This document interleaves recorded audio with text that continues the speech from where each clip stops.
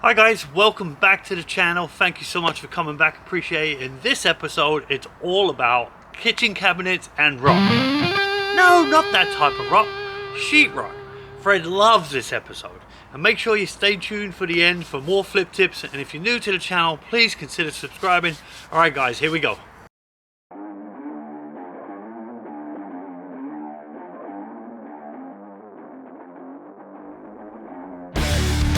I'm currently working on my flip in Oklahoma City and the weather is fantastic.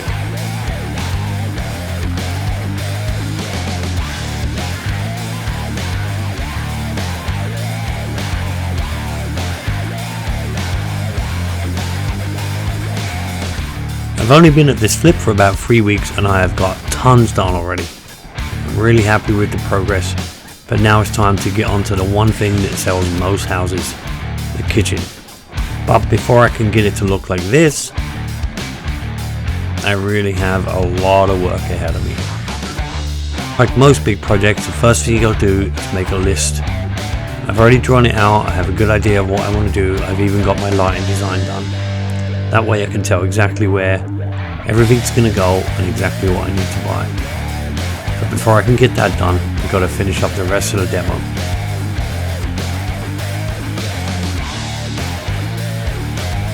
Now that the demo's done, it's time to start laying in the pipes. I'm going to run a water line for the refrigerator, so I'll have to run all the PEX across the room.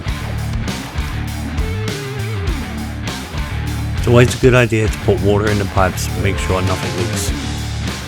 As mine did. Today is a good day, it's a good point in the job. Now I get to sheetrock the kitchen. I mean, look at the size of this room.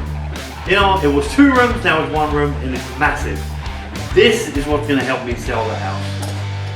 And that right there is a sheetrock lift. If you need to do a lot of sheetrock, and you're on your own like I am, go to the box store, rent that. It's $50 for the whole day. It's awesome. You stick the sheetrock up, crank it up, lock it up in the ceiling, you screw it, bring it down, boom, done, move on. I mean, it's really simple. I'm going to install a soffit above my coffee bar. This will really help with the air conditioning flow. I'll chalk out some lines to give me a guideline to what to build.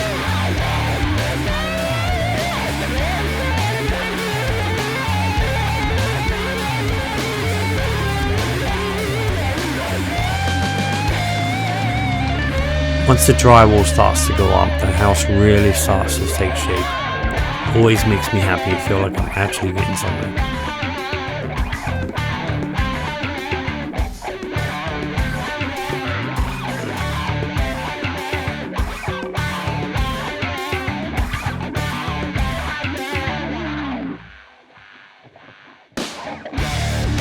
I've decided to build a barn door for this opening, so I'm going to put corner bead on the edges.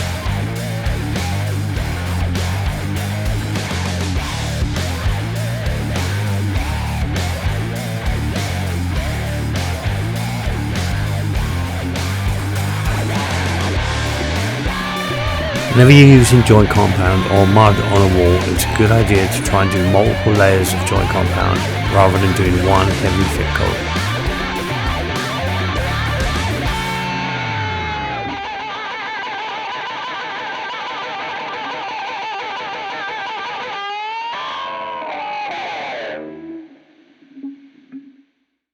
Well, I left the heat on overnight and it is hot in here. It's 81 degrees. Everything dried really quick.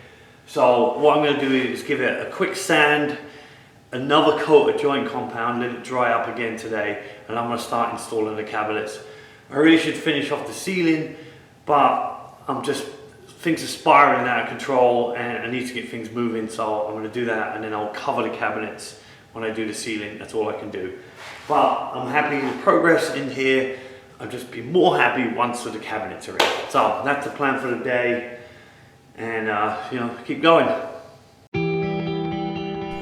I picked up these cabinets from the box store. I went with grey because in my mind I'm seeing white walls with a really nice white countertop. I think they'll really play off very well with the grey. And my coffee bar is really coming together.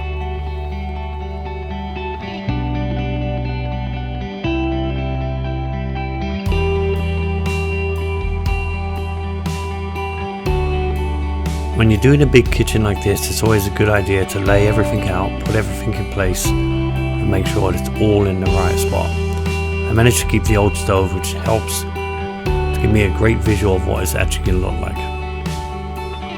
This honestly is going to be a really nice kitchen. More on the kitchen in another episode. In this episode of Flip Tips, I want to talk to you about sheetrock or drywall. Basically the same thing, just one's a brand name. Drywall is literally used everywhere. It's on the walls, it's on the ceiling, it's in the bathroom, you patch with it, it's everywhere. But what is it? It's very simple. It's gypsum plaster in the middle, sandwiched between two pieces of paper. One's the face, one's the backing. But just like most things in construction, drywall has different applications for different needs. There are 6 different types of drywall. The first drywall or sheetrock is also known as whiteboard, and that's used in walls and ceiling throughout the house. That's the most common drywall there is. Next we have moisture resistant drywall or green board. This is used in bathrooms, bathroom ceilings, anywhere there's a lot of moisture in the air. Next we have plasterboard. Basically, if you want to do a skim coat of plaster all over your walls, instead of taping the mud in it, this is what you would use. Primarily it's blue. Next we have soundproof drywall. It's a little thicker than regular drywall and it helps absorb the sound. Good for studios, music rooms, things like that. Next we have fire resistant drywall. You would use this application in garages, office buildings, things like that, around furnaces. And last but no means least, VOC absorbing drywall. This is a new technology, it's amazing. The drywall actually absorbs VOCs in the air and helps to keep your house clear of VOCs. It's amazing, it's a new technology.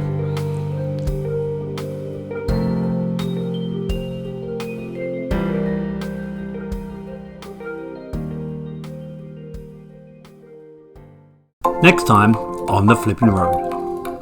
Well, it's time to move on to the family room.